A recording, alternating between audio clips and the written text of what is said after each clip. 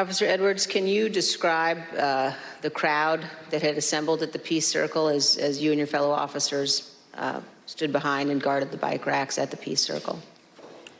Yes, so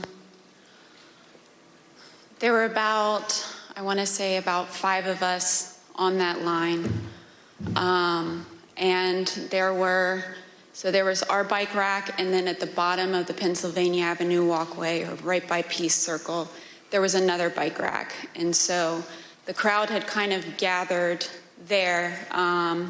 It was the crowd led by Joseph Biggs, and they were mostly in civilian clothes. There were some who had military fatigues on. We could see people with bulletproof vests on, things like that.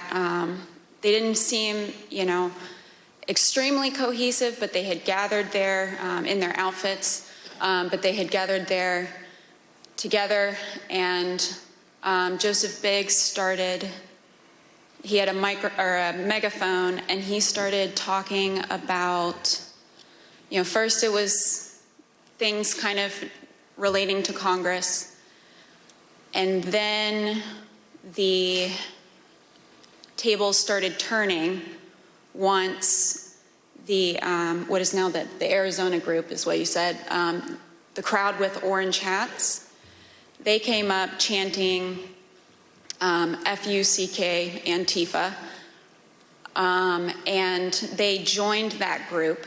And once they joined that group, Joseph Biggs' rhetoric turned to the Capitol Police. He started asking us questions like, you didn't miss a paycheck during the pandemic, mentioning stuff about our pay scale was mentioned, and started turning the tables on us. And I've worked, I can conservatively say probably hundreds of civil disturbance events. I know when I'm being turned into a villain, and that's when I turned to my sergeant and I stated the understatement of the century. I said, Sarge, I think we're going to need a few more people down here. And so after that, I think they started conferring. They went a little silent. They started conferring among each other.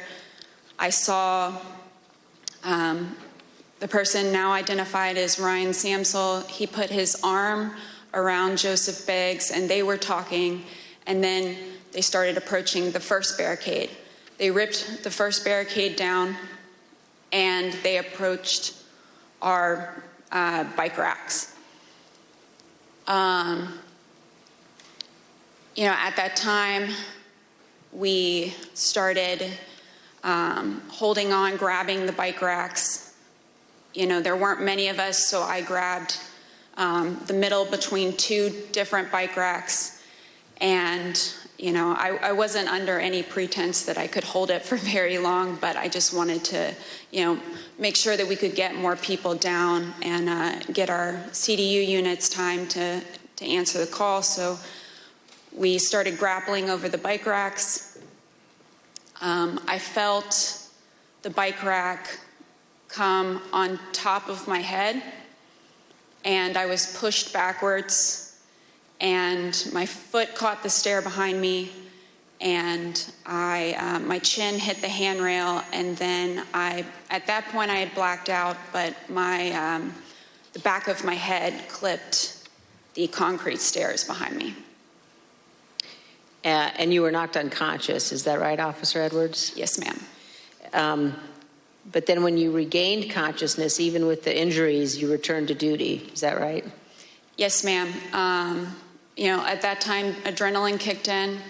I ran towards the West Front, and I tried to hold the line at the Senate steps at the Lower West Terrace. More people kept coming at us. It just seemed like, more and more people started coming onto the West Front, they started overpowering us. And that was right about when MPD's officers showed up.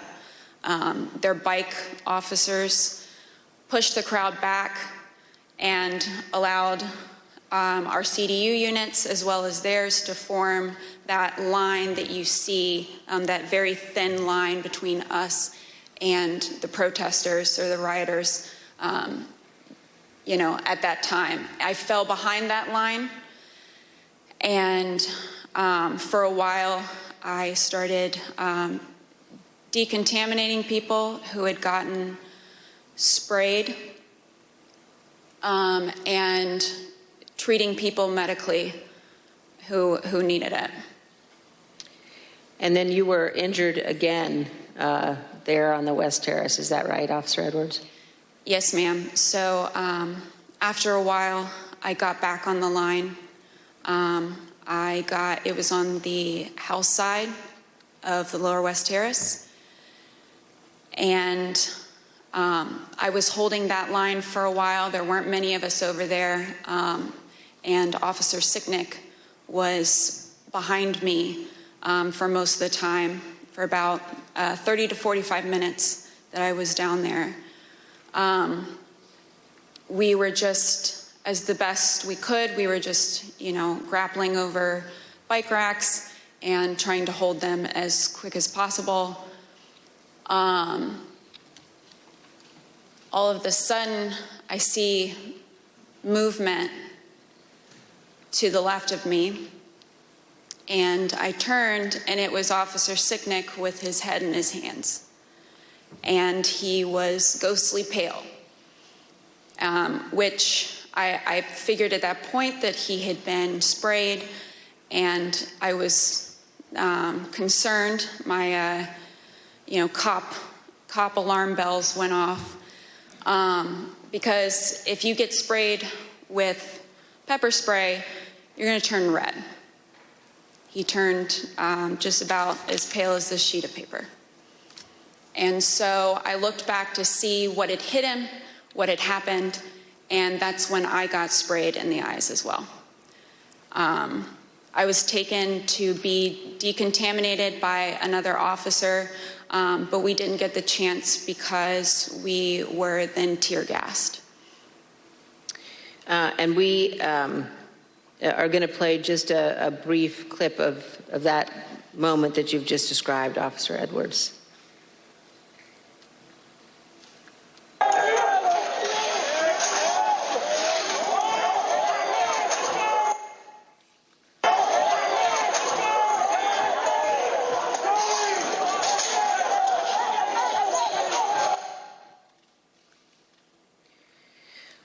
Officer Edwards, I just want to thank you for being here. And I know, again, how difficult it is. I know the family of Officer Sicknick as well, who's here tonight.